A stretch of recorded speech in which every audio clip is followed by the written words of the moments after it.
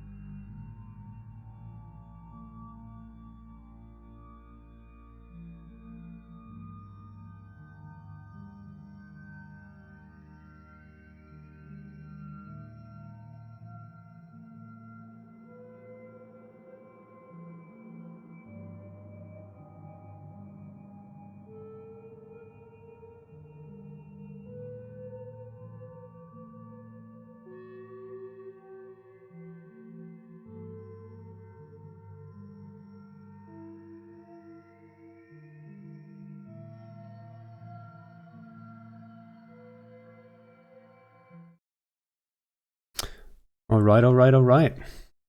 Let me remember how this works. It has been a while. Thanks for tuning in. It has been at least the last 2 weeks we couldn't do an FC chat because the whole wormhole stuff got in the way, and then last weekend we did the meme review. But now we're back with a normal episode, I guess, if you want to call it normal. As always, the Volta fans are here too. That's great. So let me introduce you to our guests. You should probably be aware who Bjorn B is, but let me at least give like that one guy who might not know a little bit of an introduction. In my opinion, still a very underrated FC. I think people don't see quite how challenging it can be to form fleets with random people and then make it work. I mean, find the content first and then make it work.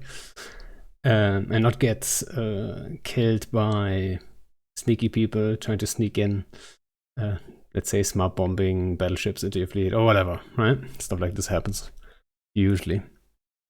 Actually, FC'd the first fleet of the Twitch vs. Eve yesterday, which was quite fun, I think. Got stuck in tie-dye, which kind of sucked a bit, but there's only so much control you have over the fleet. But mostly Bjorn FC is the smallest of fleets, which is solo, right? And I'm saying smallest of fleets because for me, that's how I started FC, right? I did solo stuff, and then a couple dudes tagged along, and then it became fleets or gangs, then fleets, and then, bigger stuff. So, yeah, that's Bjorn. And then our second guest today is Mutafakaz. I don't know how exactly you want it to be pronounced. Okay. We did work together a couple times, I'm pretty sure. I'm not quite sure like when you are actively FCing or if you only set things up and you're more in the background and all that stuff. But we've been like doing stuff together a couple times over the last, I would say, 1 year, 2 years. But also, you've been in a corp that's very well known, called Russian Thunder Squad. Especially like there's only so many well-known Russian corps. I think Russian Thunder Squad is probably the most well-known Russian corp, I would say. Would you agree? I'm not sure. Yeah, I agree. We're kind of the oldest Russian PvP corp in game, right? And so RTSQ has been in AAA and Darkness of Despair and all that stuff during your time too, right? You have been there for like 8 years. Yeah, I was kind of in charge in AAA and in Darkness of Despair. Yeah, and I've been in it for, I think also 8, 9 years, 10 years maybe. I don't even know. I think 9 years it is. And we actually fought AAA and Darkness of Despair quite a few times. So we have seen each other. Maybe not as, like, we're not as aware of it, but we've seen each other on the battlefield a fair few times, I'm sure. Yeah, we fought in it quite frequently and during AAA times, during Darkness of Despair, during those South campaigns, if you remember. Yeah, I do remember them vividly. Like, those were some good times, to be quite honest. Yeah. If you would check my kill board, let's just from kill wise, you can see there's like it fucking goes up like crazy. Somewhere in that area, I don't know what time exactly it was, but you guys were flying missile tank was the entire time, and I was firewalling, so I got on all the friendly mails too. That's why my kill board is exploding at that time. But that was good times. You know what I liked about that war, especially against Darkness of Despair, was we had our doctrine, you had your doctrine, and then we tried some new stuff and adjusted, and then you guys adjusted to that, and it kind of developed. You know what I mean? Yeah, it was a war of theory crafting that time. Yeah. So. And I remember you guys flying rocks. Like, first of all, yeah, I think it was the blaster rocks. First, when Yeah, the track Blaster enhancers, Rocks. yeah, Blaster Rock. And then, so first you had the Tangus, I believe. Then we No, had was it that? no, Was that after? it was after when the Blaster Rocks got nerfed. If you remember, track enhancers. I forgot what the nerfs were, or whatever. But yeah. I mean, the Blaster Rocks at time shoot like up to 80 kilometers, if I'm not mistaken. So Wait, the they were, Blaster Rock? yeah, you load no charge and you hit up to 80 kilometers. So they were quite cool that time. I forgot. I mean, Yeah, I don't it was remember that. I don't remember 80 kilometers, but like, yeah, Blaster Rocks were strong at the time. I forgot for what reason, but people decided to fly Blaster Rocks, which is awesome. Thinking about it, like, Yeah. think about it nowadays. Like, it's all hacks everywhere. Just imagine everyone being in Blaster Rocks. Like, how cool is that shit? I mean, that's the difference right there. But I remember you guys flying those rocks and you had no cap booster fitted, and me spotting that. I'm pretty proud of that one. There's still a video out there. I spotted that and I'm like, wait a second, what are they gonna do if they get void bombed? Right? And that's what we did one time. And we void bombed the entire rock fleet. And you were just like, then a rock, without cap. You're not shooting, you're not tanking. You're not, like, it's basically just a floating, Yeah, floating fucking brick. I remember this moment, but it kind of 2 months passed till you realized that we had no cap booster and used void bombs. So we kind of waited till you just use that tactic against us. So yeah. So you were aware that it could happen that we void bomb you, and then you would switch to cap boosters right away. Yeah, we kind of just waited for because without cap booster we had more tanks, so we kind of waited for you to use it. But when you used it, then we switched, for cap booster and less tank. Good. That was good times, though. Yeah. I also remember Init using when this model got introduced to the game, Target Spectrum Breaker. Init fleets were using this, and it was kind of pesky, if you remember. Yeah, we tried a lot. Like, we tried so many things. Like, I think we still to this day take a lot of pride in experimenting and trying new things. And if there's something new coming into the game, we're probably gonna like look at ways to implement it in some way, and simply also because it gets people excited too, right? You get more numbers in fleet then, and that's always a good thing. Yeah, nowadays it's kind of boring nullsec and lowsec because of heavy assault cruisers meta. So just Munions and Eagles everywhere. Yeah, I mean, yes. And then what about the frigate escape bay? You think that's gonna change stuff, or? Maybe it will change stuff for lowsec, maybe, but not for nullsec, because it's a nice addition, but it's kind of useless.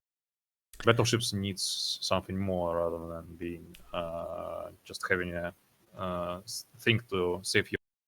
That's it. Yeah. But so what I think is interesting too, like, so both you and Bjorn, you're basically in groups. Bjorn is not in a group, but like he forms his guys around him basically. You're both in a position where you don't have to worry about, you don't have to feed people, you know what I mean? So both of you guys are completely focused on content creation, right? So all you care about is really undocking and, having fun. Like, as long as you're having fun, you're winning, right? Yep. True. But Bjorn, would you think, like, listening to just what we talked about, the whole like theory crafting going back and forth between alliances, isn't that something you would be interested to? Like, having that alliance? Huh? Having to like work your way through countering something. Someone's bringing one thing, and then okay, next fight we're going to try and counter it this way. Exactly. Cool. I think my fights don't really matter at all, except for fun. So I do sometimes romanticize having to fight over things that actually matter and having to beat an opponent. Yeah, that's the only thing you're really missing out on, right? That, like, in the end, you might just think it has not the impact. Like, there's no war.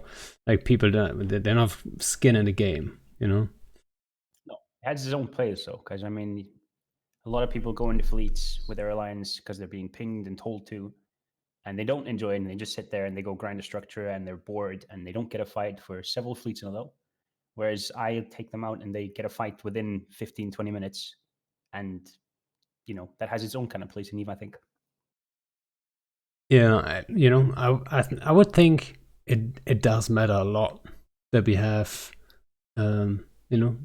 NPSI fleas and stuff like this, or just people that are not affiliated necessarily with any big group that can just join up with you, for example, and then just shoot whoever they want, or whoever's on, like, it's being locked, right? Politically it doesn't have impact, but I think on the game itself it does have a real impact. No, but I completely agree with what you said. I do sometimes crave the whole having like an actual enemy to become better at playing against, not just fighting everyone for fun and having fights that kind of matter, if that makes any sense. Yeah, I thought so. Like when we were talking, I'm like, Bjorn never had that part, right? Not yet. And that, not yet. Bjorn Alliance announced. Huh? No. Would you think, like, so I know you're not interested in joining a group or starting something or whatever, but if you would think, like, if you would start a group, what approach would you take? What group would be the closest to what you would try to build up? Would it be like Volta, or maybe Snuff, or maybe it would be Horde? What group would that be? When I think about like the groups that I flew with, it's things like Pizza and Black Legion, stuff like that. And that's the kind of the vibe I had in Pizza in 2015. That's the kind of group that I really would like to have work in Eve, It's like 60, 70 dudes maybe. You get like 40, 50 dudes in fleets. Not these gigantic ass fights, but still be able to make something work with just a handful of caracals and stuff. Like I really enjoyed that part. But it just doesn't really work in Eve today. Yeah, and Mutafakaz can probably tell us about that part, right? Mid-sized groups, it's a struggle right now, right? For several reasons. I'm just saying that. Maybe you have a different opinion, but what would you think is the number one reason, like, mid-sized groups struggle with at the moment? I mean, the most important reason of mid-scale struggling right now is because previous years there were much more entities on the nullsec map of Eve. So and currently there is only kind of three big coalitions: Legacy, Imperium, and PenFem. So when you take like your mid-scale gang to some kind of region, like, I don't know, for example, to Ethereum Reach, the Pandemic Horde, and if you start fighting, then you'll get blocked by the whole alliances that are the part of that coalition. And also the problem is kind of capitals and super capitals proliferation across the map in Eve. And that's the most kind of difficult things for mid-scale groups right now. Because so when you like flying with your like gang of 30, for example, I don't know, Munins or 30 Dracovax, and you just tackle, for example, a force auxiliary or Rorqual, you just can't kill it with that amount of people. Even if you bring like 20 more, you'll still be struggling to kill it because those things have too much tank and etc. I think we saw that yesterday, right, Bjorn? Yep. Yeah, the first jet kinda died. Took us a while, but it was tighter. And then the second jet just straight up tanked us. And also, proliferation of force auxiliaries also makes you limited on the choice of doctrine, because kind of you can break even cruisers under fax reps if you don't have enough people, or you don't have enough alpha strike to just to one-shot the target. So I mean, kind of, for example, force auxiliaries having full repower interceptors, assault frags, it's wrong. So now it's kind of just ruining fun for mid-scale groups. And also the problem is that those ships just they don't cost a lot, so you can just bring 2 billion fitted Minakawa and just ruin any fight with this. Yeah, what I always say is it's not even a problem that they rep stuff, or that when they are fielded, like in the fight, it's not as much of the problem. It's a problem, right? But I think the biggest problem is the fights that never happen because people see, oh, they're just gonna feel the facts and we're not gonna crack it, so we don't even bother going, so the fight never happens. And that's, in my opinion, the big issue, right? Yeah, that's true. So like we just like roaming around and see like for example one Minakawa and Rorqual, and we have like 20 people. We just don't go and fight with them because kind of it's pointless. You'll just spend all your ammo trying to break their local tank and stuff. And even I mean it's a problem when you just need like, let me say, like 50 or 60 people to kill one guy in a capital. It's wrong, in my opinion. And there are some counters, but Yeah, I 100% agree. I'm not sure, like, Bjorn, do you run into the capital problem like all the time? Or is it Quite regularly, yeah. And then you have the same experience, right? Like most of the time, you basically decide to either fight sub-caps while there's the cap on grid, or you decide to just, leg it and, go somewhere else. Yeah, basically, yeah. Yeah. More often than not, I'll stay because I know it's fun for the stream to watch, but I know deep down I'm not going to get much done. Yeah. I was Also- happy that we got the Phoenix yesterday. Yeah. also crazy super capital CHP makes it just harder. For example, you tackle somewhere in nullsec some stupid super carrier like Nyx or Wyvern with Nirvana, and you just can spend like 20 minutes trying to kill it with a 60-man gank, and it will still get saved because you just run. It's kind of also wrong, I think. So in order to kind of to kill effectively, for example, Super Sendelf, you need just to bring a blob, 200 bombers to frag it very, very quickly, and that's it. So Yeah, I run into the problem all the time, even with 150 kikis that are basically, that's high damage, right? Especially for destroyers, but yeah, it's like 600, 700 DPS at least on average. And even then, we can't kill him in time. Yeah, we had recently a joint fight with, with Fraternity, I think, and we couldn't just kill them. The Nixus, they got saved. Yeah. I mean, sometimes we just get away with it. Sometimes, like, everything works out, we kill maybe one or two. But a lot of times we tackle and then the umbrella comes in and saves them. After us shooting it for 20 minutes straight. Mm-hmm. That's kind of... I do know though they are looking at it. I mean, they said it like several times. And I believe Rise was on the Meta Show yesterday. I did not listen to all of it, but he was talking about that, Soft and Citadels being the three main issues or three big issues they're looking at. And I totally agree, right? So let's just hope they can afford the dev time and, approach caps a little bit more. But I think in general, what would you agree when I say it's going upwards? Like the feeling, like people are a little bit more optimistic right now. Like it's going upwards with EVE, with changes wise and stuff like this. Yeah, I think we're definitely on an upslope for sure. Yeah. Recent changes are quite good, especially the signer change. And it's kind of boosted mid-scale groups and made it easier to generate content and just to have. So like before the signer nerf, it was like you tackle some carrier in anomaly, it lights a signer, and then the bunch of faxes supers drops on it instantly, and you have no chance to kill it. So yeah, I'm a big fan of the signer change as well. Yeah, you know what? When they first announced them, I felt like there was two camps there. Like one camp saying, "Oh, capitals are dead now, and the signer changes are the worst, and you'll never see a dread bomb again." And then there's the other side that were like saying, "It doesn't matter. You can still light signers, and everything is going to be the exact same way as before." And I think they were both wrong. It wasn't exactly somewhere in the middle. So now at least okay, there's a rapier here.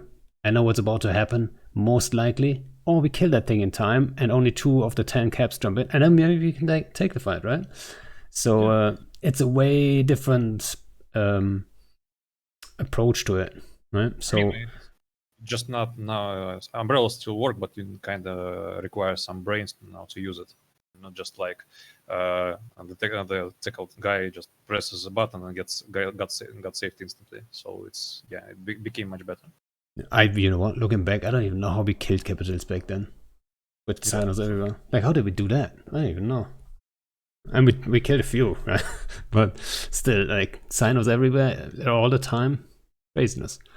But like what you said last time we talked about this, if it was the other way around and CCP were like, hey, we're now going to add sinos to everything, everyone would be like, are you insane? Like how broken that is?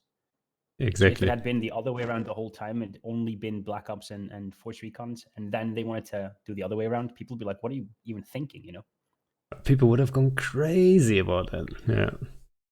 Yeah, I'm glad. Like, that's a really solid change. And I think we talked about the frigate escape bay for battleships just for a second. I don't think their goal is to make battleships with it like the super viable thing, the go-to move with it. But I think Rice said the idea is to give people a shot to stay in the fight. Because a lot of times you have like a big fight breaking out, you would join the fight, you get killed, and then you can only watch. Especially the first couple of guys. I always feel bad, especially in kicky fleets. If you make a small mistake, it's a 15k EHP ship. It's easy to die. Right? I make mistakes all the time. I know exactly what happens. So you make a mistake, boom, you're dead. But in battleships, that might be a little bit, harder. But still, I always feel bad for the first guys that die. And in that case, they're going to be in assault frigs or in logifrigs or whatever. And they're going to be still in the fight in some capacity. Like, they're not getting potted home and they're like, bored and can just listen in comms. And I think that's a cool thing, right?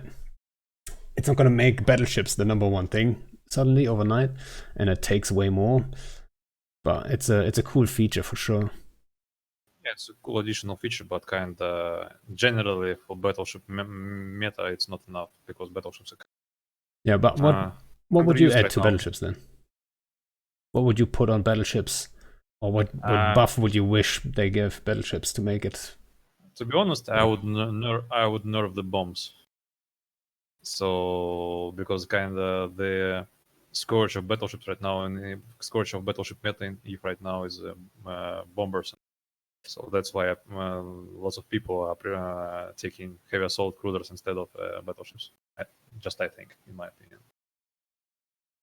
As you see, kind of much more people use battleships in low sec because of there is no bombers. That's true. Yeah, I had a heated discussion with Darkshines, who's like basically our capital FC, and like he loves the big kind of shit, right? He's not the roaming type, and he had the argument that bombers are the most oppressive, or almost as oppressive as supers and titans in the game. Just because they can always be around everywhere on the map. It's easy to get 50 bombers and then sand them in. Also, I think that kind of the assault damage control was a mistake in general. I'm not sure about that. What would you say, Bjorn? Assault damage control? Fan? Not a fan? I don't use them enough, but when I fight against them, like, it is difficult to break anything in hacks. But then that might just be me being bad and being under-shipped. I mean, when it is combined with kind of power of Union and Force Auxiliaries, those damage controls are becoming just very oppressive. Also, that means that you are limited on your ship types again. So against heavy assault cruisers, you need to use Alpha Strike fleet composition, nothing else, or either that will ruin fight for you. So, yeah, we saw it yesterday. So that's why currently all nullsec just uses Munions against Munions and Eagles in giant amounts, like 150 Eagles to Alpha MU. That's it. We saw that just yesterday, that the delayed damage from Serbs, you just struggle to kill anything then, It's just very hard. Especially in tie-dye, dude. Holy shit. Yeah, people hate tie-dye, and it's totally, I don't blame anyone for hating it, but I think they hate tie-dye for the wrong reasons. It's not only they don't understand how much of a problem it is, just from a fight perspective, because everyone is almost like you have the perfect reaction time to everything. Everything is at like that one speed. So any doctrine that counts on being maybe a little bit more fast and flexible and, you know, doing cool shit, whatever, right? That all goes out the window, I feel like, because everyone has this perfect time to do everything and all that stuff. And yes, it is like on top of that, it's just, you know, so crushingly boring sometimes. I think yesterday we were in heavy tie-dye, but it wasn't the worst tie-dye ever. It was okay-ish, right? But yeah, it's not tie-dye's fault, obviously. Yeah, it's just, you know, without tie-dye it would be worse. Yeah, But for sure. I think everyone understands what I mean. Yeah. Yeah, I wish we would at one point reach a moment of like tie-dye free Eve. I think that would change the game entirely, and I think most people would underestimate in what ways this game would change suddenly. Because then I think you could make some plays that you can't do right now, especially with Supers and Titans, and you can use them in a different way and be a little bit more fast with it. And you know, at the moment that's not a real option. I mean, I kind of okay with current capital balance, except for the EHP, because kind of Titans got balanced, so they're purely anti-capital weapons now, and alliance assets for jump bridges and just other stuff, and super carriers. In my opinion, kind of they're perfectly balanced right now, except for the EHP, because you can kill fighters and just they don't have a local tank and etc. Yeah, but what about dromies and sirens? That's always my point of like. Yeah, Dromis, I kind of agree with you. Sirens were a mistake because big stuff should not tackle for itself. You need to bring a support fleet to support your big toys. So super carriers tackling with subcaps with sirens, even with nerf sirens, it's still a wrong thing, I think. And yeah, I mean, same with Dromis. So yeah. we just Sorry. I just wanted to say, so if you want to play big, just get a support fleet on field to provide tackle and Yeah, I think that's a common opinion, really. Like I think most people agree with that. The thing is, like those sirens, they're not necessarily. I think so. What's probably happening is that, for example, CCP is looking at it and they think, all right, look at the fights sirens are in. Are they an issue? And then they're probably not an issue in most fights, because most fights where it would be an issue don't happen, right? You're not gonna put a doctrine on field against caps, especially like carrier heavy, if you know like you're gonna get swarmed by fighters and there's no way you get out of it easily anymore. That's why I think Munins or the heck meta is so prominent too. They can get away, right? They can burn away and then whoop off. So you lose a few, but you're not gonna get like completely murdered on one spot. And yeah, I just hope that that CCP understands that to a degree.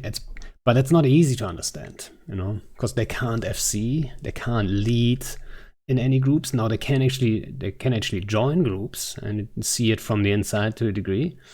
But in that decision-making process, they're not part of that, so they don't see that kind of stuff. They don't see the fights that don't happen, right? And that's the problem. Also, the other thing that wasn't mentioned is the hold reds. There's even whole guns removed from Titans. They're still hold reds, and they're kind of very oppressive from mid scale if they get big numbers, because kind of it's you have no counter against them except for bringing your own capitals or bigger blob right now. So you can just use electronic warfare on them, and just those dreads can use also they can also use electronic warfare. They can use webs, they can use newts and stuff. So Yeah. I think you just you also experience that when you fly your kikis against Brave or Yeah, for our kickies, we get away with it. But I bet like Bjorn's fleets struggle a lot. When horde rats land, you're always in trouble, right? I mean, they're not scary in like small numbers, like 1 or 3 on field. It's okay, but when its numbers get like to 10, there is no other counters and bring a blob of you guys. Or just, Yeah, I was gonna say I don't really struggle too much with just lone dreads showing up in the middle of a fight. I just go, I'll get transversal and hope for the best. Don't stay in web range, all that kind of shit. But like, I can imagine if you have like a group of 10 plus, I'd just have to leave grid. Nothing I could do really. Yeah, I think. yeah. But I'm not saying that's bad though. Like I don't know if I agree with having to. I think Haws on dreads because they kind of anchor themselves there for 5 minutes. They are on grid. They have to kind of be there, and you have a timer to do something against them, and you can't rep them in the same time. Yeah, but for the mid-scale groups, I mean, the currently good fitted Revelation can tank like 50 people easily. Yeah, true. Bjorn I mean, knows. and also the thing is that I mean, if there was a counter like electronic warfare working on cold reds, so like you just disrupt them or just damp them or jump them, that kind of would be more fair, I think. So the cold red pilots would have to rely on their support also as being like damage platform. Yeah, you know what I was hoping for when they were talking about hawk guns and stuff like this? I was hoping they would just make them polarized. Then you have polarized titans, polarized dreads, and then the dreads rep power. I mean, I'm not sure. Maybe you could say, for example, on a dread, you're stuck with 20%. Whatever the magic number is to give subcaps, even if it's not the massive fleet, give them a chance of actually cracking that horde dread, right? I think that would have been a cool middle ground to nerf them. Removing them from Titans, yeah, I take it, right? So that's a good move in the right direction. But yeah, Horde Dreads, there's a meme actually in my corp especially, because I take my corp out like all the time with like smaller roams, and they're always trying to get me triggered about Horde Dreads. Because, you know, there is a sphere around any Horde Dreads. Like, if it's a revelation, you don't want to sit at 100 km. You can just get insta pop, whatever you are, even in frigates and destroyers. Yeah. And that's just so strong. They're hitting even kikis on the orbit on the large distance. So yeah. I just I Zero crafted. I opened Python and just loaded a regular hold red setup and just checked the DPS numbers on the ships. So the only thing that hold red does not hit is assault frigate on MWD because of bonus. So other things like destroyers and things bigger are just being easily hit by everything. So you just cannot just mitigate damage at all, except for pulling range like more than 100. But then you have problems with breaking its tank. Well, yeah, that's forcing you to do weird stuff again, which makes it oppressive, right? It's forcing you to a certain behavior that is not, pushing for fight. Sorry for interrupting. It just forces people to just go and ask their friends, and then like the fight with 200 people turns into a fight with 1,000. That's kind of. I mean, now that you say it, maybe I'm not entirely sure, but maybe capitals are the big reason why coalitions even exist, right? If you look at it that way. Because if it was only subcaps, let's just say in a world with only subcaps, I don't think a lot of groups would then see the necessity of being in a coalition and have that safety umbrella and all that stuff. I think then more people would be saying, all right, we have our doctrines ready and we can probably counter most stuff, and we don't need like a massive amount of help. Even in wars, like there's always a win for us to get. But with capitals, there's not always a win for you to get. Right? If there's supers and titans on field, there's most certainly not a win there if you don't bring your own supers and titans. Unless it's just 2 and you have 100 dreads, right? Then you can do whatever. Also, the thing is that kind of the other side of capitals in if is the thing that capitals kind of provide content. So the problem is if that you nerf capitals too much, then there will be much less content in game. Yeah. No? I mean, that's one of the arguments now with the Titans not being used as much because they don't have hull guns. That's why they're not ratting. So that means they're not in space. In other words, and they're the not getting boson. tackled. Yeah. Of course, the combo, which is that was the right thing to do. Right? I'm not saying they shouldn't have done this, but I wish they would then bring new anomalies into the game that Titans can do. They shouldn't get like a billion ticks, okay? But so they have a way of using their Titans that makes sense for them. It's not a waste of time. They can make some ISK, and they provide targets, right? So yeah, it's kind of hard job for CCP, I think, just to keep balance between powerful caps and nerfed caps, because kind of if you nerf them too much, then there will be less content for everyone. Also, kind of that last nerf of colossal asteroids fields and other mining anomalies also made less content in game, I think, because there is much less workers right now in space. I agree. The thing is, oh sorry. And the worst thing was the blackout. Kind of, it's maybe wrong for me to say, as from the point of view of PvP, but the blackout was a mistake when they just nerfed local and the CCP didn't give PvE players something instead, like more bounties, more anomalies, or something like. So people just docked up their toys and canceled their subscriptions, and the NoSec was empty, except umbrellas like goons and stuff. Yeah, I agree. But like, for example, for Bjorn, like raw cards have never been your source of content, right? No. But for me, it has been like, I would say roaming wise, 90% of my content really.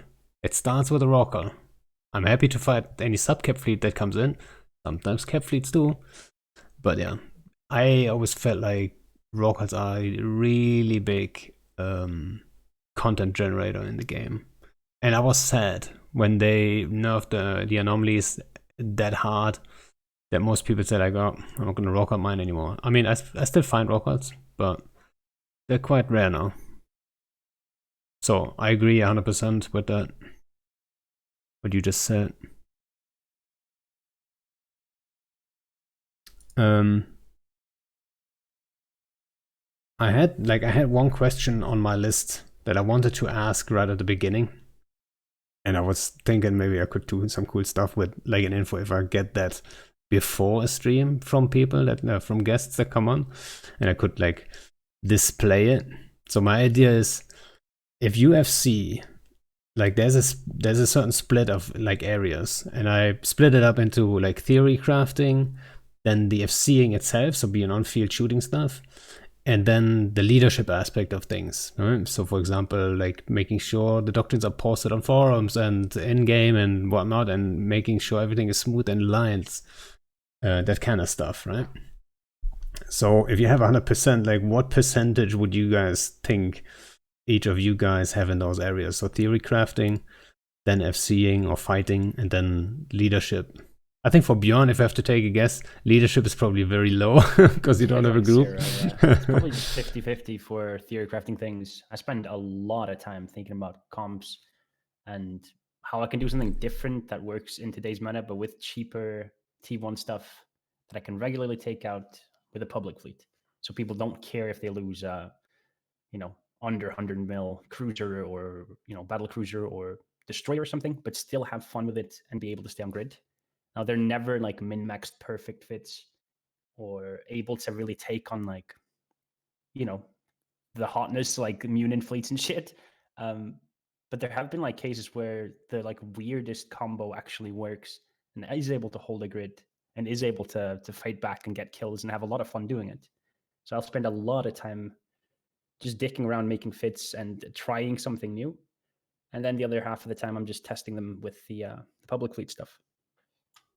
And so I know you're like big into theory crafting for sure, because we talked about it like how many times did we talk about like weird doctrines and shit? Was it yesterday? Yeah, exactly. Yesterday before the Twitch was Eve, we talked about what I call Last Vexus, and you're like, oh yeah, actually that works, right? It's a kind of a weird concept, and I would love to see you test them out. It's hard to set up though. But yeah, 50-50 would say. Yeah, I would say about 50-50. All right. If not more theory crafting even. Yeah, 60-40. the thing is, I think the more you theory craft, the easier it is when you're on field. And then you're lucky if you enjoy theory crafting, because that means you theory craft a lot, right? And I know you enjoy it. And it's the same for me. Like I fucking love just sitting in Python for an hour or two and just, throwing out like weird ideas. Sometimes it's like half a day I'm sitting there just, thinking about weird stuff. What about I'm in you? a very lucky position though. Sorry if I can continue. Yeah, no. Cool. To be able to just make some weird comp and just tell the stream, hey, trust me, we're gonna try this. And then everyone just fucking buys them in Cheetah and we go out and test them. Yeah, you had one doctrine that you actually called Trust Me. Trust me maulers. They were just large. Yeah, that was the smart one. Yeah. Just like 3 drones each for our DPS, unless we MJD'd something off with us. Like people didn't mind. They were like, sure, it sounds fun, fuck it.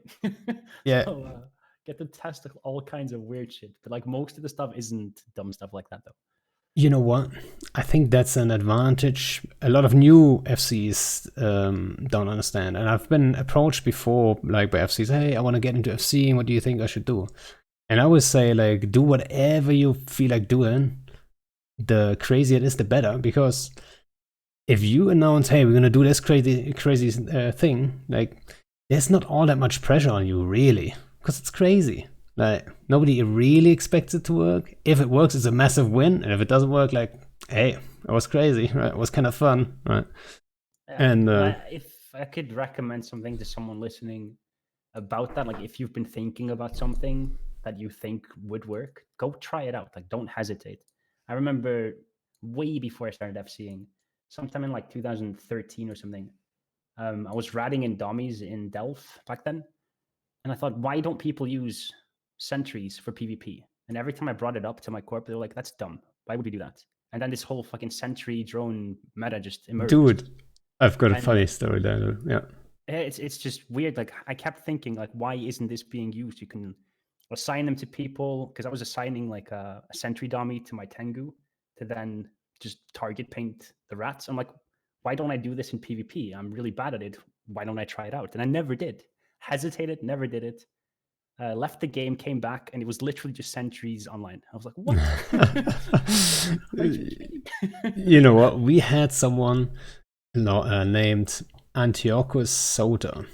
He's like an old init guy. And he made a forum post like ages ago. He made a forum post about sentry Ishtars. And that they could be super fun and you can assign all your DPS and stuff. But he wasn't an FC. So he posted that. And that's usually what happens in any group. Shit every FC, no, people didn't shit all over it, but nobody took it out, nobody took it serious, because he is not an FC. But he was right, like he was right on the money, really. And then I remember me taking out all kinds of sentry doctrines, and then we just put a camp up. And that's the first time I realized, oh shit, because I said like, hey, let's just take drone doctrines, put the drones on the decloak spots, and just assign them to our scepter, and then just chill and like have a good time. And it was a pretty new FC at the time. And then stuff jumped in. Nobody could cloak, right? And there was no bubble-proof bullshit, or not a lot. There was Lokis and stuff in the game, but it wasn't like completely like travel scepter kind of meta. So there was a lot of traffic, and like we killed just everything all the time. It was just crazy, and that's where I first realized, holy shit, yeah, that's quite strong. And everything just got alphaed after like a couple of seconds, right? Sentries take like 3 or 4 seconds. Yeah. And then when something you come up with works in whatever meta you're in, it feels really good.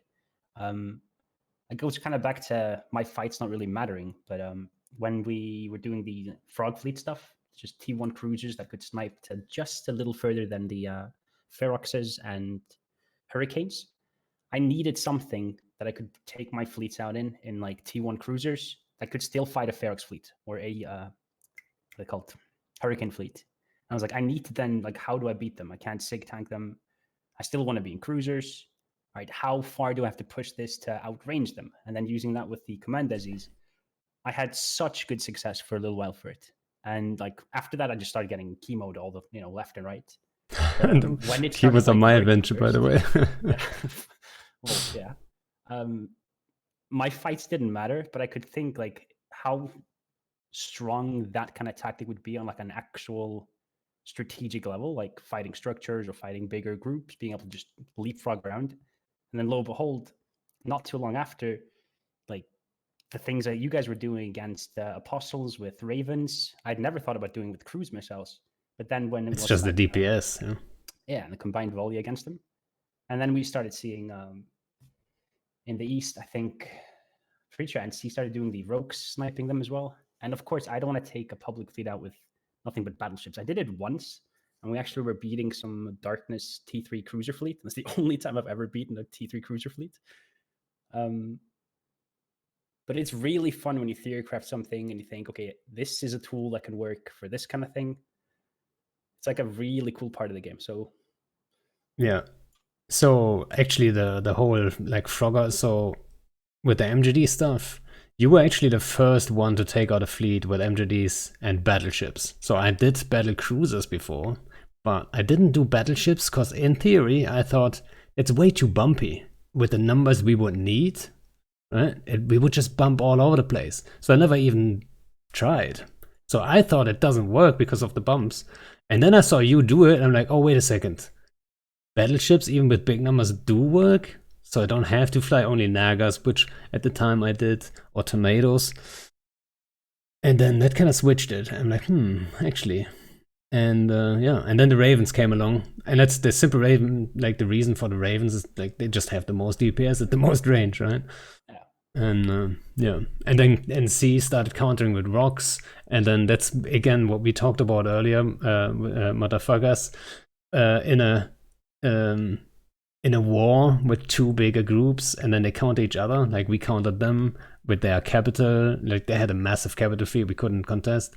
Then the Ravens show up and they can't contest us. Then they bring rocks to do that. I had the chemos ready, but I wasn't in a shit position though, right? If I use chemos on the rocks, guess what?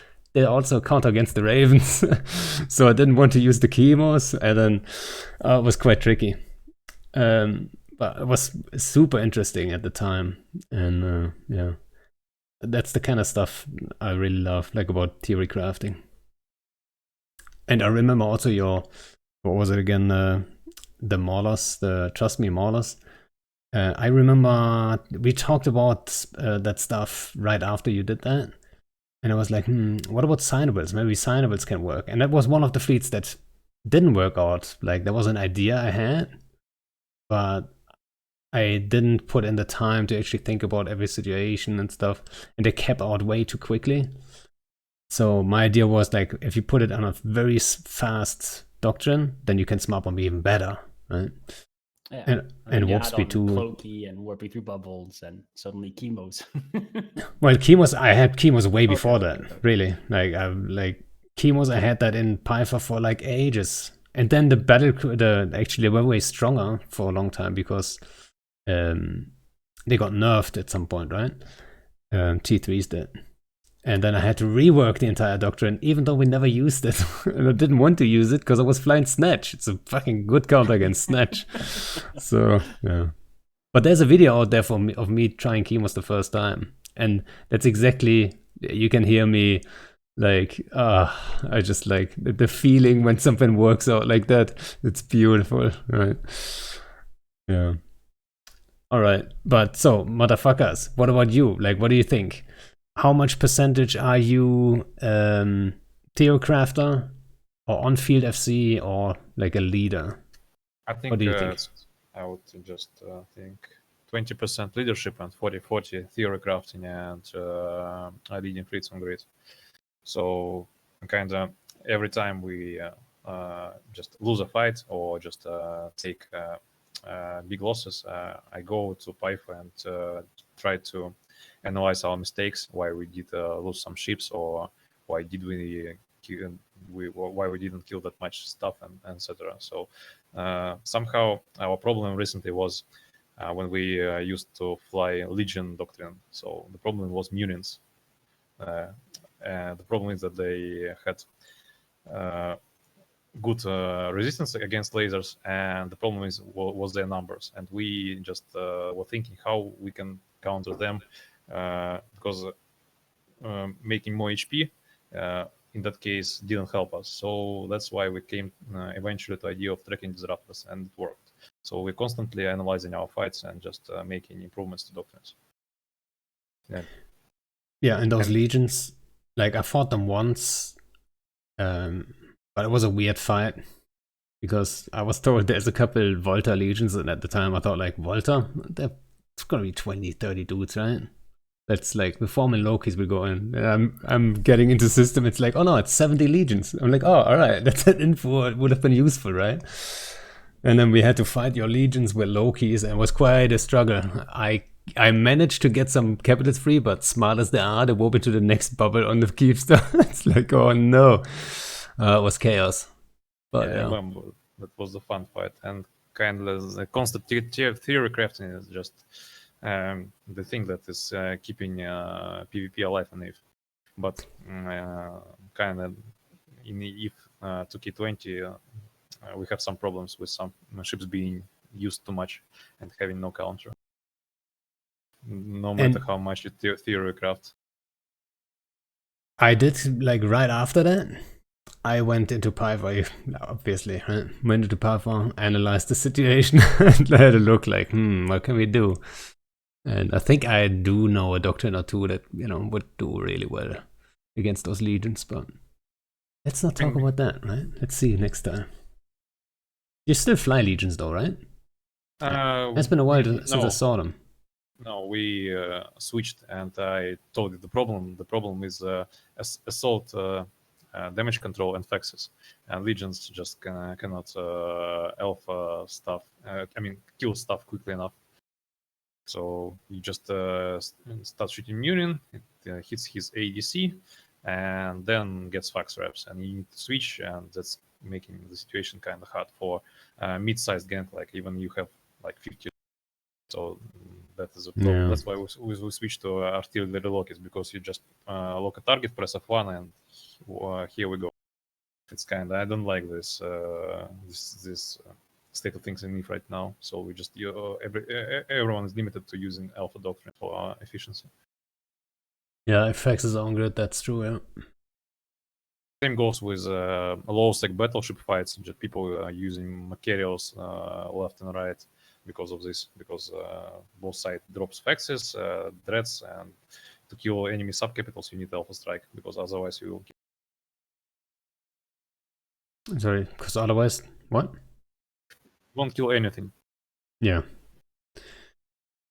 That's you know, it's a sad thing. That's like basically, I mean, Munins and let's say Munins and Eagles, or like shield hacks in general, have that advantage. They're just so mobile, so they're not committing as much, so you can always get your fleet out to a degree. So you never do a full web of Munins unless you get bombed to shit, which happens sometimes.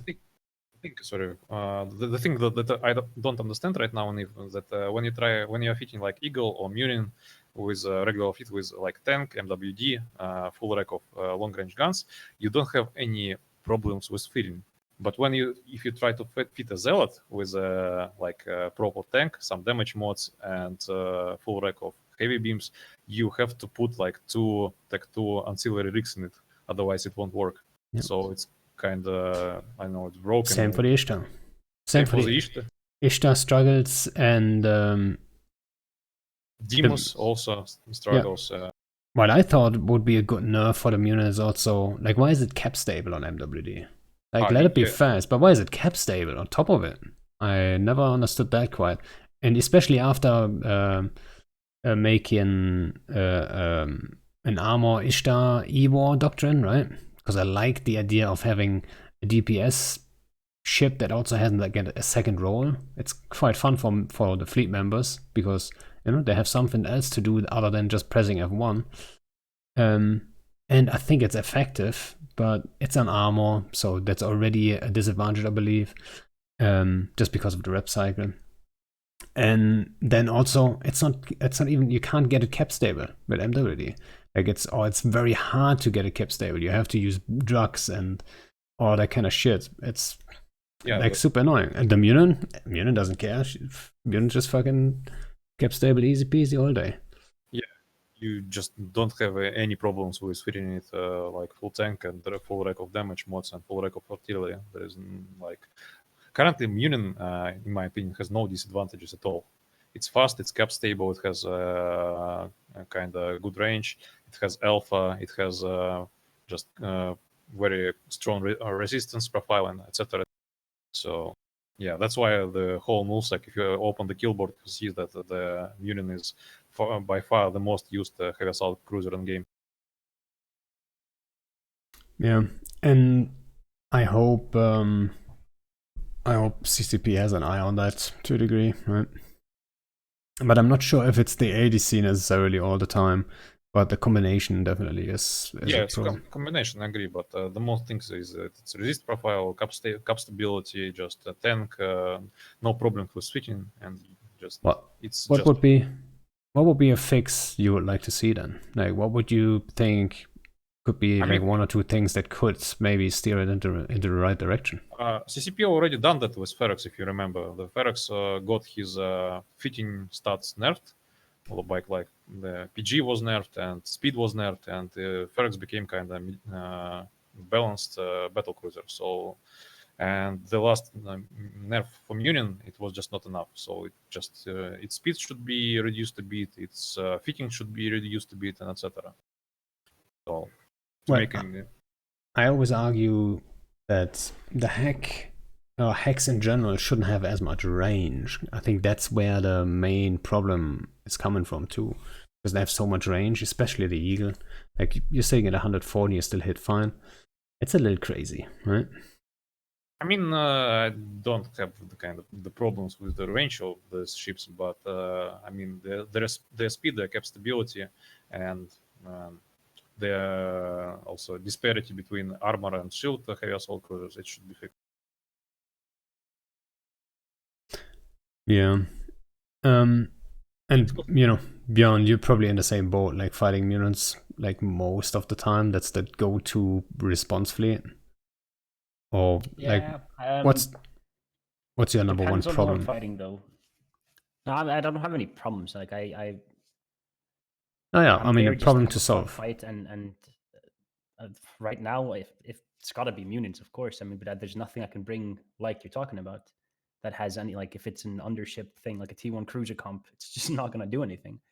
Assault damage control, especially if they have factors on grid, which doesn't that often happen. But even just dealing with T2 Logi when you have like an undershipped comp is really difficult. So I don't know. I wouldn't say I have any like problems. I'd still just enjoy most of the fights that I get, and I try and get as much as I can out of them. But I'm not at the same level as, for example, Mutafakaz here. When I say problem, I don't mean it in a negative way necessarily, right? Sometimes I enjoy having a problem that I can solve in EFT or Python, right? Yeah. I mean, for the longest time, it was how do I deal with Feroxes and Hurricanes, but then not fly a battle cruiser comp? How do I do it with cruisers? But right now, like, I don't know. I'm just trying all kinds of different funky comps. Did you ever think about... you probably didn't, but I thought about it a lot, splitting up and having two fleets, right? So whenever you just bring one fleet to a fight, there's one counter to it. And hostiles are like everyone is very used to flying one thing. You form, you have one thing, and that's what you engage with. The problem is, if someone brings two fleets, yeah, I'm doing that. I mean, you do that with bombers and then... Yeah, exactly. Yeah, exactly. So you have two aspects of one fleet, or you have two fleets in general. We did that before too, like having that split completely. So I do a Stuka wing of 25, and then maybe Darkshines, who's like my FC buddy basically. He does the Kiki fleet. You and have a bomber wing or two in my fleets. I've always just been I don't want bombers in my groups in case they start bombing on fleet. But I mean, the way you're using them, and just like Motherfucker said, it might be one of the most oppressive things. The only kind of way to fight up in a way. Yeah, I mean, so in theory, whenever we fight mutants, for example, in theory, they should just wipe the floor with us because minions should dominate. But you know, just as you know that very well, that sometimes you can get them into weird positions and then you have an opening. And with bombs, you don't need a whole lot of time. If you land that and you get a little bit lucky, you might just be able to pull it off, and then it's an epic fight. And yeah, that happens all the time actually with minion fleets. A lot of people are very used to like, oh, we can just do the standard approach, right? We just warp to them, and then we anchor up, MWD on, and then we just call targets. That's what we do.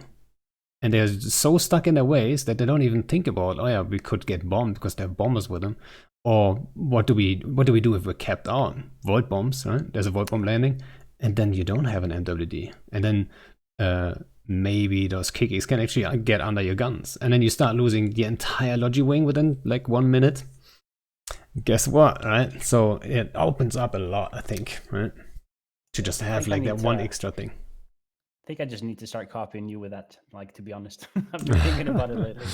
Seeing and trying to dissect your fights that I've been watching on your streams. And, like, the maybe way you're using bombers it's very effective. Maybe I should just bring like a little Stuka wing to your next fleet. That'd be sick. And then we test like how effective that's gonna be. You know what though? If there's tie-dye, Stuka wings are a nightmare to pull off. Because everyone has so much time to react and then change their direction where they're burning and be very aware. Oh, in half an hour they're gonna push into us, guys. Be ready, right? Yeah. Kill this guy first, and then this, and then this, and then this. Like if there's no tie-dye though, and they have to react quick, like we can catch them. Yeah, there is another thing though that has nerfed me, like personally, a lot when it comes to my fleets, and that is the command destroyer change. And when people ask me about it, like I was like, okay, I've never had to defend against this. I don't know how oppressive and hard it is to fight against someone jumping around. I've only done the jumping. Hey, no, we fought once. Having a close range comp, being able to just jump a chunk of an enemy's fleet that's landing on a gate with your own fleet, and then killing like 4 or 5 dudes warping off, and then just kind of bite-sized chewing them to pieces with close range stuff. That was really fun. Just even like when alpha clones were a thing, like when they just came out and I was getting 200 plus people in fleet, just taking them out in close range thrashers with autocannons, we were like destroying some bigger ships that way, just jumping shit off, killing them 100k away, rinse and repeat kind of stuff. And that's basically not doable now. So I agree, but at the same time, you can, like, our problem, like Snatch was the same approach, right? Our problem was always, how do we split them up properly? Yeah, so you have 100 hostiles, and then you are in 100 smaller stuff, maybe 100, right? Usually it's like 70, 50. I always thought 50 guys in a Snatch fleet was a good number, right? You can do all kinds of shit with it. But how would you engage that 100-man blob then and split them up properly? Which is now, in theory, a little bit easier, actually, because you're only going to jump 25 no matter what you do. Yeah, but then they also gave it the whole can't jump a gate if you get scrammed. Like, oh, if you get scrammed? No, if you get aggression. Yeah, if you jump, you get aggression. If you just spool, and you get scrammed and you don't jump them, you can't crash the gate now. Like, yeah. That also kind of turned that whole thing on its head. You mentioned the MGD change that you now take 25 people. It's actually a good change for at least for low sec, because that's the good way of countering people that like to stick under the fax machines. So you just you see like battleship blobs that's sticking around. It's dreadnoughts and force auxiliaries, and you just push them away from the caps. But you could do that before too. Yeah, But you would jump too many. We would jump too many. But now it's like 25 guys, like splitting them up that you were saying about. Yeah, there was an art to splitting them up like halfway, but just positioning yourself like less than, just an X amount away, so that only the 6 kilometer cone would grab like 1/3 their fleet. So that's like true. I thought that was really fun content. Trying to position yourself on the same gate. Nobody's shooting. It's kind of like a Mexican standoff, and then one spool starts happening. You go, uh-oh. Like, I really enjoyed that part. Yeah, that was the approach of like Snatch entirely, right? Yeah. That's the entire idea behind that doctrine was, as long as we are all close anchored and we MGD, we will all MGD. But who knows who's going to be left behind from hostiles? Looking Yeah. Like, oh, we're gonna get this, and this guy with us, but like, it's kind of dead now. Yeah, but, it's sad. but now you can count the people that anchor up, and they are just in a tight sphere that previously you would MG their entire fleet with lodges Very and stuff, and very now true. Yeah. just can take some members and just kill them away from their capitals and their lodges. That's cool. Yeah. And I The had actual like spearfishing, I should try that again. Like from X amount of space, having like a small group jump in while already spooled up, because the spooling on a gate just doesn't work anymore. You just instantly get scrammed, you're aggressed, and then nothing gets jumped, and then all your command as die. yeah, jump in, jump out kind of thing. Yeah, I had like I think 3 different approaches of like what do we do if we jump too many. So the whole snatch fleet is on the hostile fleet, and then we jump 90 of them. That's way too much. So what do we do? Do we start scrambling now? And that's why snatch was armor actually. So we have ECM bursts, so we have survivability, but also a lot of scrams. So we can scram a shit ton of people and then just keep jumping till we say, okay, like 10 guys, we can fight this now. So in theory, that sounds super easy, but it's tough and hectic, but it's good fun. Yeah. Right. Same as what iBox is saying in chat, splitting the fleet into multiple anchors of 25. Like, that just sounds like so much extra effort while trying to FC and get it to work. Like, you can say it, but like making that actually work in a fight is like yikes. Yeah. Actually, there is one group that uses like 3 or 4 anchors and anchoring blockades on them. Maybe you fought them, or maybe not. Inner Hell, yeah, they are using 4 anchors and just grouping up blockades on them. The thing is, Inner Hell doesn't do that in fight. They do that. They tackle a rocker, they land, they group up, and then if they have to get the fuck out, they say MGD, and then they MGD out. That's a different story to what iBox is suggesting. He's suggesting like, oh yeah, you constantly keep jumping those groups around. I've never seen Inner Hell do that. It's an exit thing. Still, it would work like that, yes. But I don't think that works in a fight itself to stay on grid and stay in the fight. I don't think that's realistic, right? Yeah. Or do they do that in fight too? I don't like. I'm not gonna suggest that. Same. I haven't seen them doing that in fight. Just I saw that they are using this from time to time. Yeah, I mean the challenge is clearly if you would group up. Let's say you have 4 wings, and you have like 3 command destroyers each. That's already like that. First of all, you need a lot of command destroyers for it. That's already numbers missing, and then you need to know which command destroyer has to MGD at what time. So basically, what you need is 4 FCs, and it's just then it becomes a real issue. And you can do that. I mean, for example, in Inner we do have at least 4 FCs that would be able to pull it off, but then they have to be on at the same time, and it's just there's so many things, right?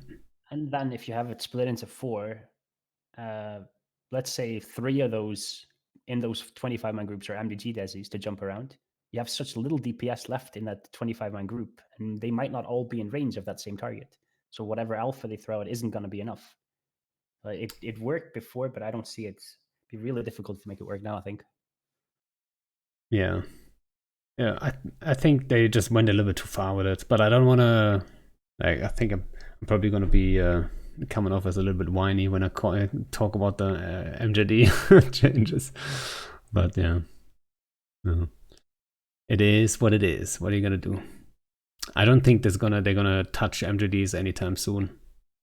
Actually, I expected CCP to nerf MJD, like giving members 1 minute fatigue or something like, so to avoid just how do you call it, bushing MJD stores 1 by 1. And then you can make like 5 bushes in a row and stuff. But they took a different approach to this problem. Yeah, that's what I expected too, or like a speed nerf or a something like this, right? But yeah. So instead of making defensive thing, they made it offensive. It just changes the whole purpose. I mean, it's still defensive for small gangs, but for just big fights, and it's just now it's an offensive thing. But I did expect it to be a little bit more used now for harassing. I don't see it as much as I would have thought. I would have thought in big fights you're gonna see way more command destroyers, just like in smaller groups, and jumping off like just a few people, or not more than before, but more than it is now, right? But yeah, seems like there's not a whole lot going on with that, which is kind of sad too. But then again, it would also be oppressive to what you said earlier, to battleships, right? So that's another thing. Battleships are a little bit slower, way easier to catch them. They don't lock you in time and all that stuff. While try MJDing a Munich fleet offensively. Yeah, that's okay. That's not happening, is it? That's actually one thing that happened to me at least once or twice. Being in a snatch fleet, warping at range to like a Munich fleet, and it was before the patch, obviously. And then I wanted to MJD in and then MJD out, but the signature bloom of the MJD always made them lock our MJD and Command Destroyer first. So whenever we did that, we just stood there at 100 with our pants off, because the guy who was supposed to MJD would always die first. And yeah, that's not so cool. Against battleships, that would be less of an issue. They wouldn't lock you in time. That's another thing. Why don't they have the same lock speed as like cruisers? Right? Why do they have to lock so slow? Just one of those things. And when I was doing a lot of solo, battleships were my go-to thing, like Domies and rattlesnakes and stuff. I always like those the most. And even back then, I was wondering, like, why do they have to make him so slow to move, so slow to lock, and all that stuff? No, doesn't make too much sense, even from a gameplay perspective, I thought. But yeah. But you know what? One change you're super happy about, Bjorn, is the permanent filaments now, right? Yeah, for sure. But we also talked about that. I just use them alone. You just use them alone. We talked about me trying. I don't want to say when. In the near future, I'm gonna try. I'm gonna try a special thing. But then also we talked about by the way. Yeah, you can join anytime. But the price of the things, it's a little weird, isn't it? It is. I think it's way too overpriced. I think it should be like $1 million per member that can get jumped. So the 15-man one should be like maybe 15-20 mil fulfillment, not 100 mil. I think it's insane. Yeah, that's quite expensive. But the things that it's kind of nice content for small scale games right now. Yeah, we also use those filaments much, and so we kind of just make a small scale roam gang, use a filament, and then just roam around to nearest terror. It's kind of just give, and especially like the filaments that move you to the inhabited systems. So you can just land on the head of some carrier or a rattlesnake or something. That's fun. And you know what? We used, like, since they came back, I think we used like 3 or 4 every single time we landed in a system with a super rating. Really? Yeah, every single time. So, the idea. So let me explain the idea that I had. What we're gonna do. I mean, it's not OPSEC. Don't tell them. Should I not tell anyone? Don't tell them, Pando. Is someone else going to do it? What do you think? Or what are they going to do against it? What do you think are people going to do against that? If they know? Spill the beans, dude. Sure. So, what are we going to do? So usually when I take a Kiki fleet out, we take a Drifter 1-1, we have our Desties lined up, and then we're going to hit them 1, 2, 3. Like usually it's 3 or 4 Desties I've got lined up. And, on some days we just don't get lucky, and that's okay. That's Eve, right? Some days we get super lucky. That's also nice. But the idea is, if we get our Kiki fleet into a Drifter 1-1 with all the exit 1-1s mapped and ready to go, what happens if we then have a wing of like 30 Dictors and they all filament out? We can probably, wherever they tackle stuff, we're always going to be in range of, like, let's say 15 jumps. That's the maximum, I would say, which I would burn to. But usually, like 10 jumps it's very, very normal. Right? So I would expect out of, let's say we do it in groups of 2, and then we have 15 dictors. 15 groups, 2 dictors, so they have a little bit of safety, like one can warp, the other one can cloak up and all that stuff. So I think it's a little bit safer. At least one of those groups should be able to tackle a super and then hold it for us to burn 10 jumps, right? So I'm gonna test that in the near future. I'm not gonna say when, but yeah. You could even do it with like 2 and 2 together. So you'd have 2 bubblers with each group, just so you can like cycle enough bubbles in case. What do you mean 2 and 2? Like, yeah, that's what I'm you saying. can put like 5 together in like one of the small filaments. You'd be using the small filaments for the sabers, right? Yeah. Instead of just sending like one saber. Yeah, you send 2. That's what I said. Yeah. Yeah, that's why I said, like, if you have 30 sabers, you put them in like 2 main groups, and then you have 15 groups. Right? And then if you don't get anything, 15 minutes later, they just fill They can do it again. Yeah, exactly. 15 minutes, it's not too long to wait, you know. And then there might just be another Desti anyway that we want to hit. So we might just, you know, go check that Desti out. You've got 15 minutes. Right? Have I don't know, 5 normal dictors with the group. And then, you know, go hunt the normal way. And if you catch something good, and if not, have a covert Sino one with them too. And you could use it with a bomber wing. You could be bloxing from the hole. Do all kinds of stuff, dude. I did think about that. You could send covered Sinos, but then it becomes a lot. Right? Now you have 30 alts and dictors. And I feel like everyone who lives in nullsec for a long time, I think most init guys at least, they should have an alt that can fly a dictor. Come on, guys. Right? Yeah. If you have 150 in fleet, I expect at least 50 guys to be willing to bring a dictor alt. But you have to make it a thing. That's always the nullsec thing. You have to, you know, work your way there. Right? We're gonna start with like probably just 15, 20 dictors, and then next time people see, oh, it kind of worked. It's kind of fun. Next time it's gonna be 25 dictors and so on. Right? So.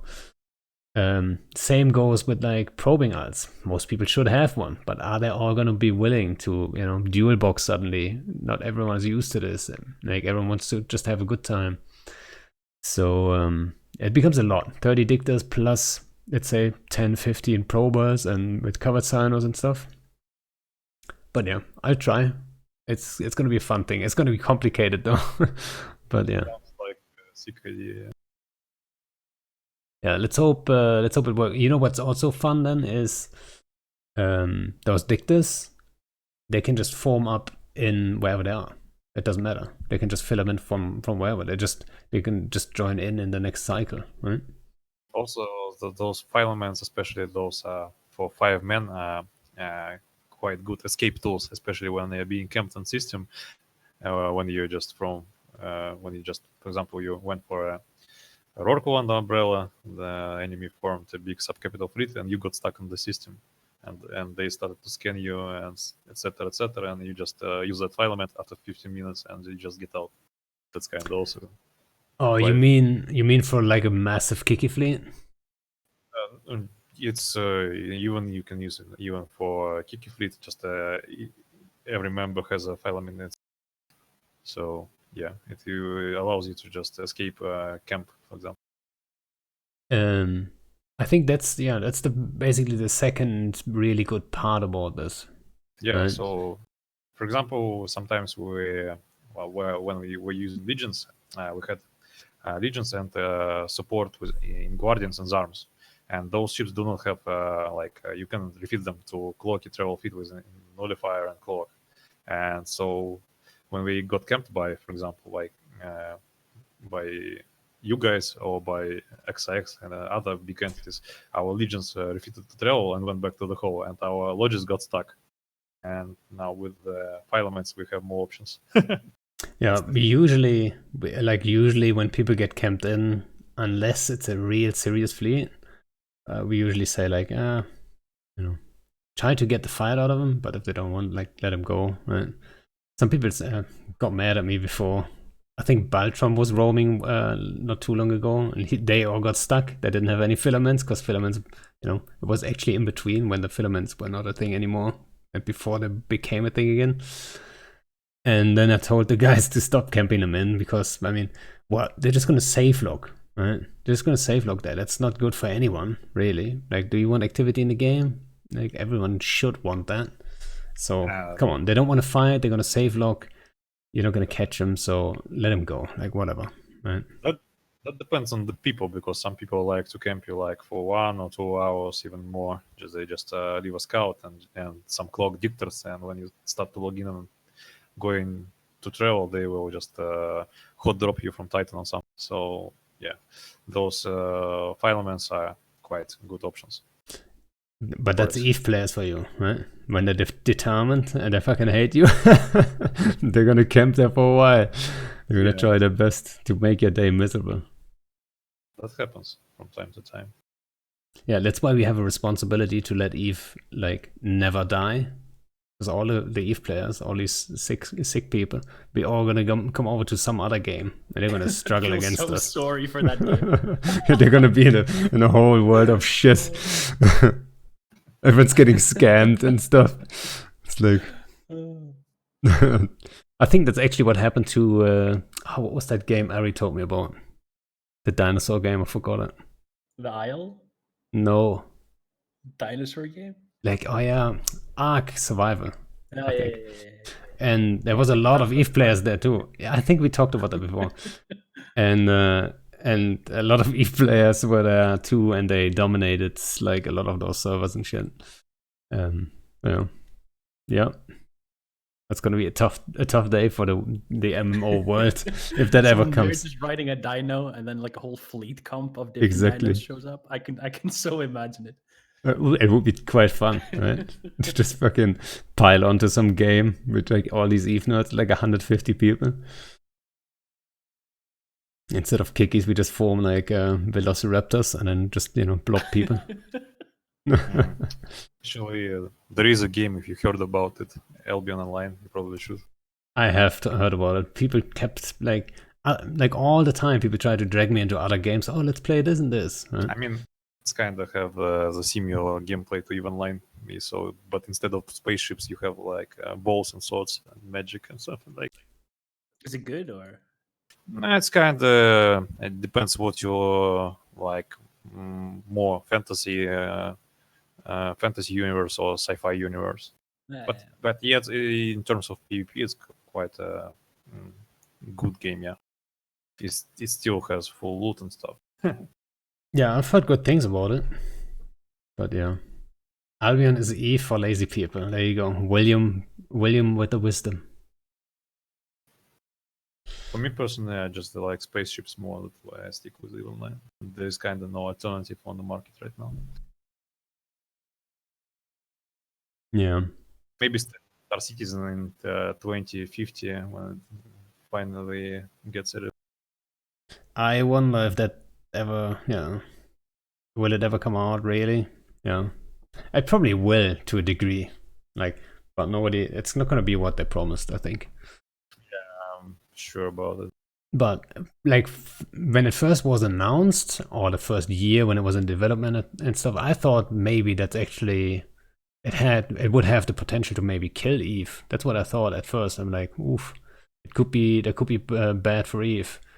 But then now what they demonstrate and stuff, yeah, it looks cool, and it's sci-fi, but it's so different from EVE, and it comes across like more like a movie than a game, really, I feel like. Which is the opposite of EVE, I would say, right?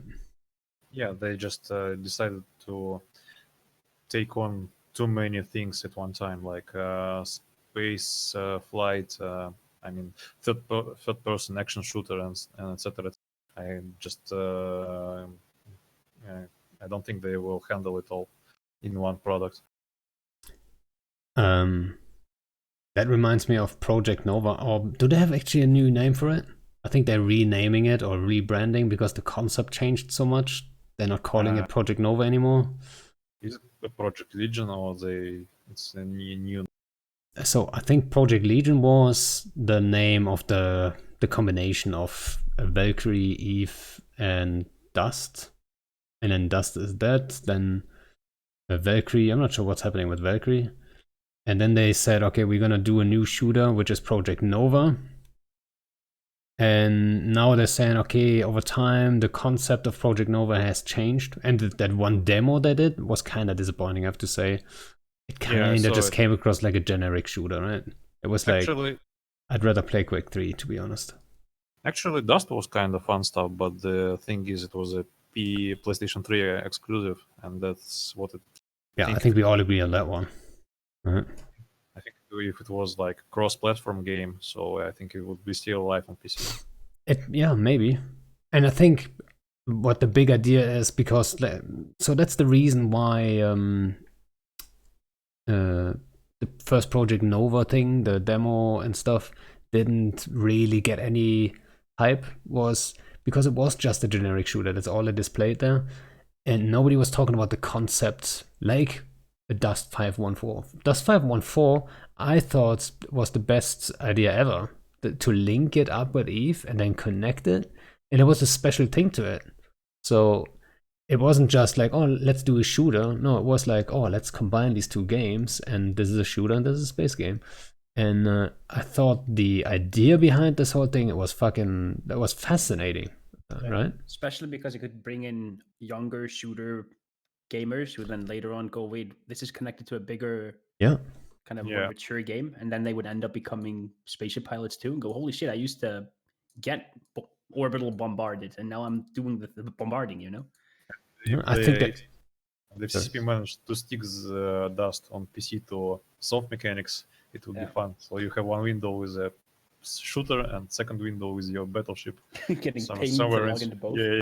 You get free XP. Dunk Dust Noob. Get free XP. I think it would be great, I think. Yeah, I think they underestimate how much people would have loved for Project Nova to be just Dust 515, you know? Yeah. People would have loved that idea if they would have said, like, okay, this time we're not going to go the PlayStation route. We're going to make it on PC, and we've learned some lessons, and this time we approach it a little bit differently, but it's kind of the same idea with, like, connecting both games. And I think people would have loved that one. I know I would. Sorry for interrupting. No, go. I mean, to be honest, if there will be a remake of Dust on PC, I would buy it probably, because I like the If universe, and if it will be connected to the game, it will be fun, I think. I'd be all over that. A lot of people maybe don't know, but I used to play like a lot of CS. Like I tried to be pro in CS, like Counter-Strike, right?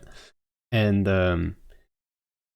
at the time, I only started Eve as like a side thing, because you can skill passively and you don't have to be super invested to just keep the ball going and stuff like this.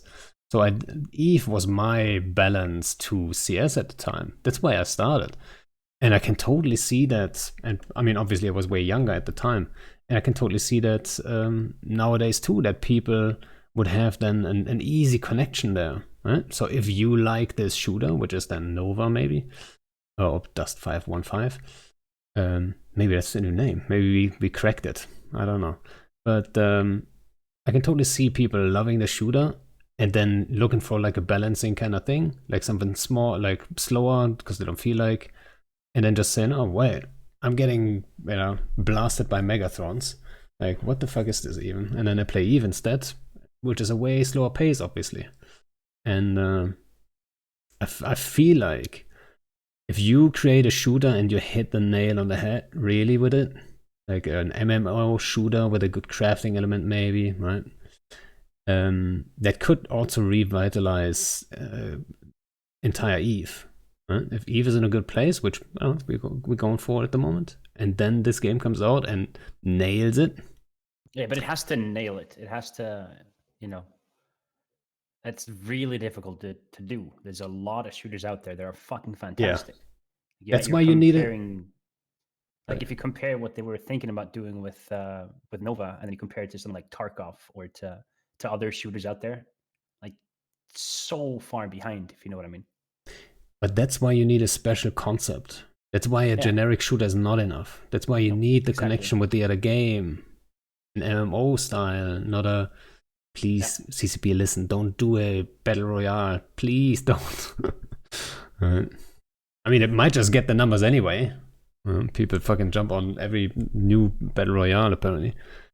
But yeah. Yeah, but they die in like a month and a half. That's exactly. That's not what we're looking for, really, no? No. Yeah.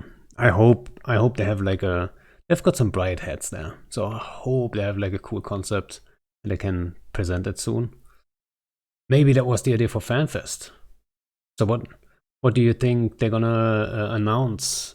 I mean, they're gonna still have the same. By the way, about CCP projects, we kind of missed one thing. Did you play mobile? The mobile game. Yeah. Yeah, I've tried it for a day. If Echoes.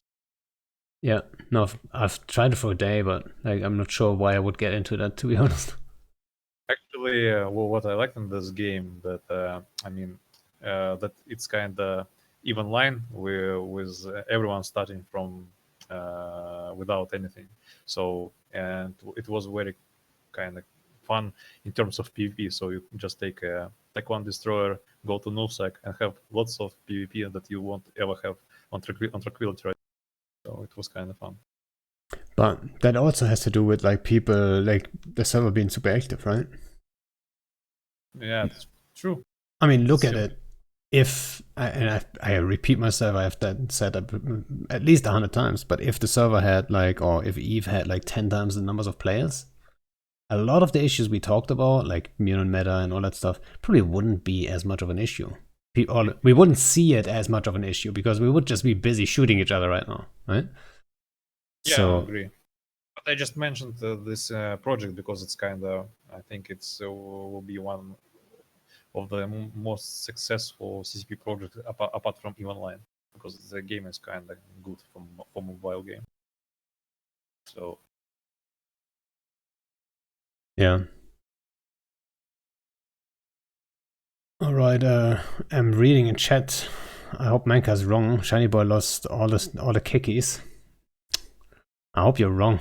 Kiki prices are already fucking high. There was a Walmart thing that came out exactly 2000, and I wanted to do that, but I couldn't, obviously, because 2000 is FC chat time. So Shiny Boy is taking out the kikis. But yeah, and you were in a fight. Open kill board. No, I don't open kill board now. I don't want to see it. All the good kikis, no. But right before the thingy, you just like on the minute you arrived because you were still in a fight, right? Mutafakaz? yeah, we had a great fight today. Who did you fight? We kind of we baited XX today, the umbrella, and killed some time. I talked about that with Bjorn shortly before you here, and I can't really talk too much about, but I had my eyes on the same thing. So I was like, no, I want to do the same thing, really. But those things are quite cool when they kick off, but it takes a lot of time for preparation and etc. Or was it that is the way that makes EVE Online fun when you do such. Did you try to bait them before, or was it the first attempt and it worked? Yeah, it was first attempt and it worked. So we were lucky. That's lucky, yeah. Usually, like with big dread bombs, you have to set it up. You have to have the right bait. Like, what did you bait with anyway? So what did you tackle or whatever? And then it escalated?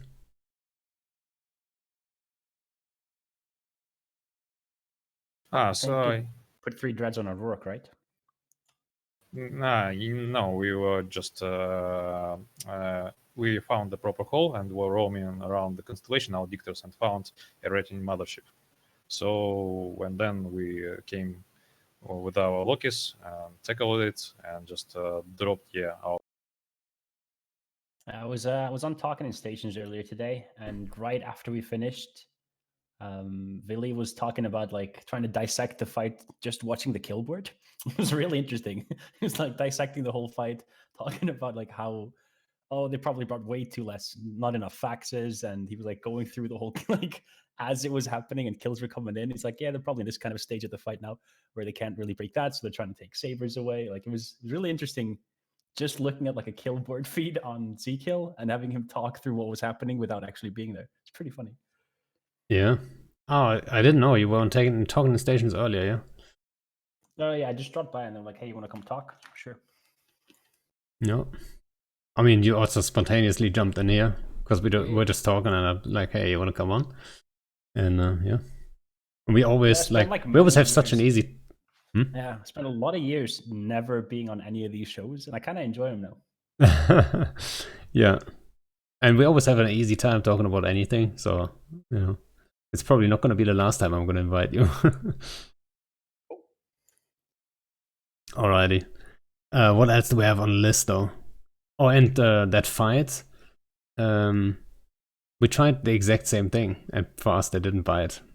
Right? So, if it was like 2 dreads on a rock or whatever, or 3, like we tried the same thing, but they wouldn't escalate.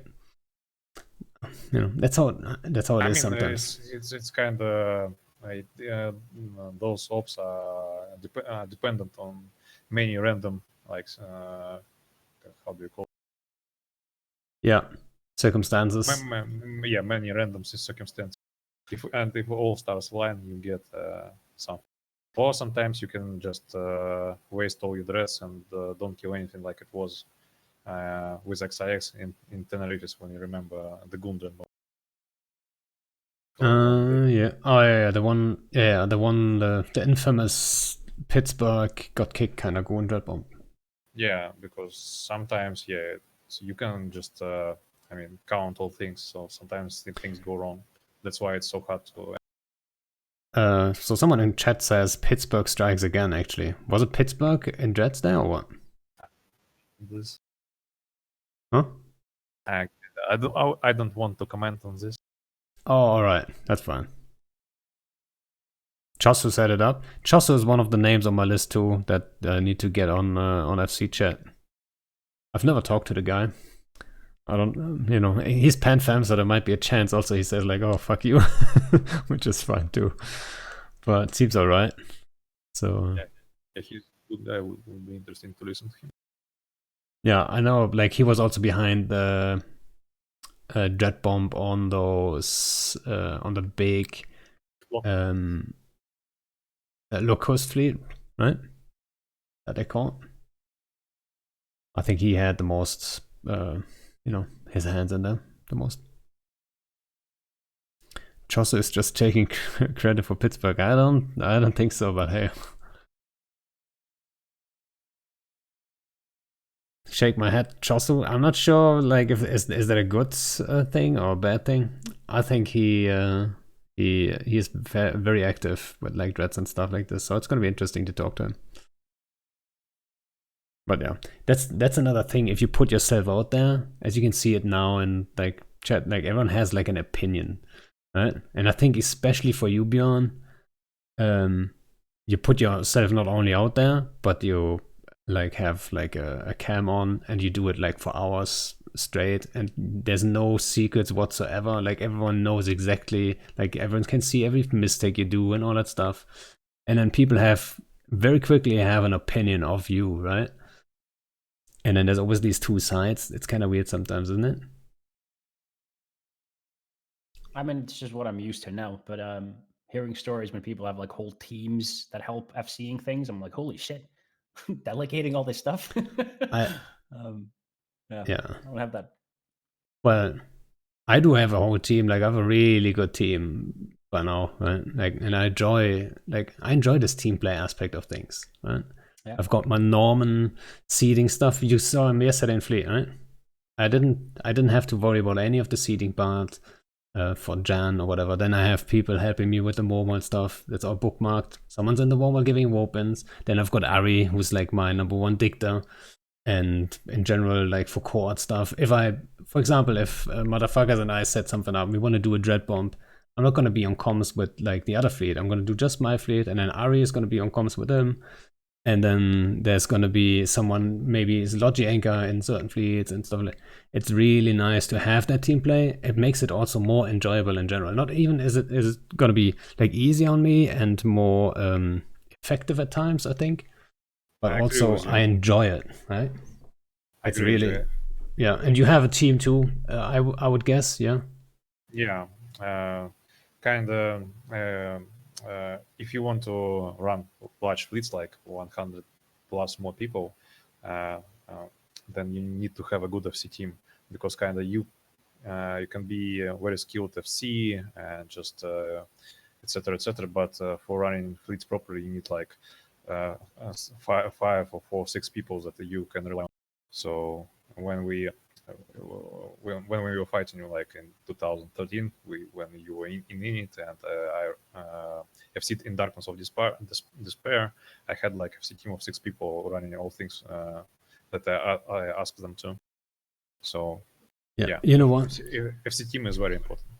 Yeah, and you like most of the time you can run the fleet all on your own. I can do it, but Yeah. it's just the performance is gonna suffer most of the time. The the stress levels are gonna be way higher for me, obviously. But I then agree. also there are some FCs that are really good at doing everything themselves. For example, Bliss, who was main FC, or he's still one of our main FCs, but he was like the absolute number one FC in it at the time. And he was doing everything on himself, like by himself, basically. And then it would be Darkshines and me trying to, help him here, help him there. Maybe at the time, Darkshines even more. Like he was his like right hand, I would say. Yeah, But in general, sometimes Bliss would do DPS anchor, Logi anchor. He has the sign already. He has the Bridge Titan. He has like scouts and all hostile systems, and then he would do all of that at the same time, and that's just crazy. Right? I would lose my mind even attempting that. So yeah, I know some of CFCs that are kind of good at doing all things simultaneously, but for example, I prefer that to delegate roles in fleet. So one guy does anchoring, one does target calling, second guy watches the grid, fourth guy coordinates with allies and stuff. It makes fleet much more efficient when you just have the people doing their own things. And you can as a NFC can focus on like something like a general overview of the battle and stuff. yeah, 100% agree. And that's also why I keep saying, I think I did the same thing last time, like an introduction thing for you, Bjorn, that you're very underrated as an FC. And that's one of the reasons why. Right? You don't have all that, like you don't have those 3 guys you can bank on. They can do like all the prep work together with you. Like it's not like I'm not doing anything. Right? I'm still like an hour or 2 before the op. I'm already like prepping and all that stuff, which people don't see usually. But still, Thanks for saying that, though. But I kind of actually enjoy it that way. People will give me way more fights because they know I make a shit ton of mistakes, and I know it too, and they can see those mistakes. And I don't want to be like. I know I still have a lot of growing to do. Is what I want to say. oh, yeah, you know what? I think as a single FC, I think there's only so far you can. I mean, you're never gonna be as efficient as a team of 10 people, right? It's just not gonna happen, right? I'm not sure Also, what. there is a problem that some people like to ruin fights and they just go for FC. And if you are just one guy and have no backup, the fight for your gank will be over when you get like. I think by now, Yeah. do you get headshot a lot, Bjorn? At the moment? Not really, no. Yeah, I think by now in Eve, you have reached a popularity level where people say like, let's not do the dick move. Let's not headshot the guy. Like we know he's not here to like hurt us strategically or ref our It still Fortizar. happens when I make a mistake. When I'm, when I'm being stupid and I'm flying like a Hugin in a Caracal fleet or something, which I just want to target paint shit. And then because I couldn't engage at whatever range, I go too close and I just get popped. But I mean, Yeah. like on the stuff yesterday, I just flew a monitor. You're not gonna do anything to that. But then a lot of the other comps, I'll just take and fight groups that I regularly fight, and they show me the mutual respect of not headshotting. And I do my absolute best not to headshot their anchor or their, because I'm not. Which is not always easy. Yeah. I remember me headshotting you. I didn't want to, but you were on an alt, and at the time I didn't know romantic exorcism is your alt you fly with. So I say, okay, this guy's probably not thinking much, and then boom, you're dead. And I'm like, all right. Now we headshot him. Like, shit, what do we do now, right? It's like, we can't unheadshot him. It's like, shit. Really not happens. Like, interest not to headshot it and make actual enemies when it comes to the public fleet stuff. I'm sure I would behave a little differently if I was fighting over like things that mattered. If I was fighting with a group and trying to achieve some objectives, I would be way less aggressive in engaging super outnumbered or overshipped comps. I'd be a lot more tactical. And I think I could like really grow trying to do that for a while too. Yeah, you know, like people try to headshot me all the time, but I think I fly the right kind of ships to mitigate it a little bit. But then also, like, I can't blame them for it because I'm usually anchor too, right? So if you're anchor in a fleet, that's a weak point for a fleet, obviously. So if you would then go and say, okay, you have an FC team, someone else anchors while you FC, that would be the way to go. Really, I should do that. But that's one of those jobs I still do myself. So I can't blame people for trying. Because I'm the anchor. It is a key thing. Yeah. Like if you can kill the anchor or web the anchor, that's an advantage for you. So I totally get it. So I don't think everyone who headshots me or tries to headshot me has always like is always the bad guy thinking, oh, let's, you know, destroy this like fleet before the fight happens. You know what I mean? And I think that happens also a lot of times. When you are anchor and FC and you burn towards hostiles, you're always the closest target. You're always on the top of the overview. So that's a very normal way to go by targets for target calling. If you're chasing. Yeah, exactly. And then they might just call you primary. And I think that's, someone said Darkseid always headshots you. I'm not sure. They fight very differently. I've kind of realized what they do in every fight. They imagine how like a 10-man gang would kite a bigger blob. They all just align to a thing. They don't fly chaotically across the grid like some people would. They stay aligned in the same direction. There is no one person anchoring. They're all flying their ships themselves. And they kind of take turn being the one closest to the enemy. Like if you dissect how they fly as a fleet, they're very like individually flying their ships. They're not relying that much on the FC. And in the fight, for example, yesterday, they were just aligned to an Astrahus in that low-sec system. All of them, none of them were anchored on anything. Anytime we shot one, they just warped off, pinged off, back again. Like they're really difficult to fight. And then when you add that onto someone in their group who will, you know, be in a 7K scepter holding the FC from like a long range, the FC goes, fuck, do I die here or do I warp my fleet off and save them? Because we're definitely not breaking anything. Like the way they fight is really interesting and different to just anchor up and what they do, like they do it pretty well. Yeah, you know, we used to fly the same way actually. Funny enough, in our curse days when we were actually staged in the same station as Darkseid. Just imagine that you're staging in the same station as your hostiles. Like we had fights every day, all day, 24/7. People undock, people camp the undock, and all that stuff. It was fucking great. Yeah, I miss station games, dude. Fuck. Don't get me triggered. I whined about that so many times. I'm not gonna repeat myself, but yeah, station games were great. I mean, both approaches, like anchoring on FC or just telling the whole fleet to align and to rewarp in case of getting damage, they both work. But for example, for us, why we use anchoring, and sometimes we're getting shamed for it, because anchoring allows you to triple, quad box, penti box, and etc. When you can just you don't need to control the movement of your few ships. That's why kind of anchor is better than aligning stuff. It's allow us to, like, when we have like 40 guys, actually in fleet there is like 70 or so characters and etc. So multi-box allow us to do more things that we couldn't couldn't do it if we were just to fly one or two. Yeah. And also funny, I remembered a lot of the names from yesterday. I'm glad I saw like Rumata Est and some other guys from Darkside. I'm glad they're still around and doing stuff. Yeah. Good PvPers. Yeah, for sure. Yeah, Darkside is kind of one of the best Russian-speaking mid-scale alliances. They have been like since 2010 or maybe earlier. They always feel that fleet composition that involved aligning to objects and just controlling your ship independently from your FC. Yeah.